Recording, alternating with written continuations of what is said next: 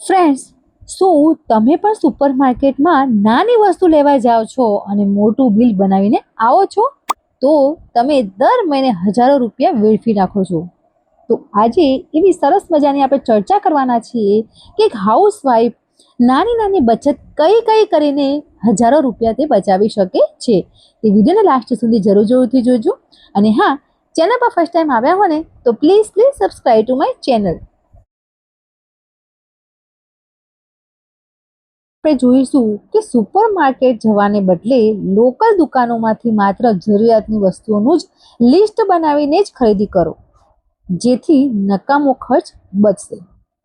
તમે ઘરના finance minister છો, એટલે દર મહિને પતિ અને બાળકો સાથે મળીને આખા ઘરનું પ્રોપર બજેટ બનાવો.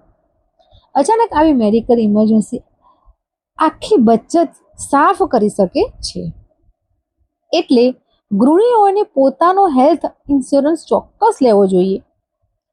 બધી બચત ઘરે કે માત્ર સેવિંગ જ એકાઉન્ટમાં ન રાખો, પણ થોડા પૈસા એફડી છે અને સરકારી પેન્શન, જૂની સાડીઓમાંથી નવા ડ્રેસ બનાવવો અને રસોડાના શાકભાજીના છોતરામાંથી છોડ માટે ખાતર કે લિક્વિડ ક્લીનર પણ બનાવીને પૈસા બચાવી શકાય છે.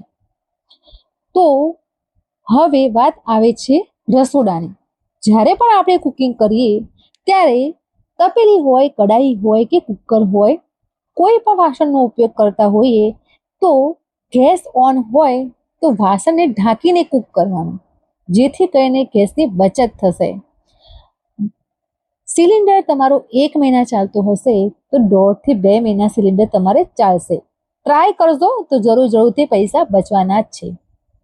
બાળકોની કોઈ જીદ કરીને ખાવાની અથવા તો રમકડા લેવાની જીદ હોય તો બાળકોને સમજાવીને તેમને મોટા રમકડા કરતા નાના રમકડા અપાવીને પણ તમે પૈસા બચાવી શકો છો. સેલ ચાલતો હોય તો તે વસ્તુઓને સસ્તી મળે ત્યાં ખરીદી કરો. અને જો થોડા ઘણા બચેલા રકમ આપણને હાથમાં હોય તો તે પૈસાને ગુલ્લકમાં મૂકી દો. વીજળી અને પાણીનો બચાવ કરો. બિનજરૂરી લાઇટ, પંખા બંધ રાખો. પાણીનો બગાડ ટાળો. અને નાની એસઆઈપી અથવા તો કોઈ પણ એક પોસ્ટમાં સ્માર્ટ ટિપ્સ આજે તમારી સખીઓ સાથે શેર કરો. અને આવી જ કામની વિડીયો જોવા માટે મારી ચેનલ સબસ્ક્રાઇબ કરવાનું ભૂલતા નહીં.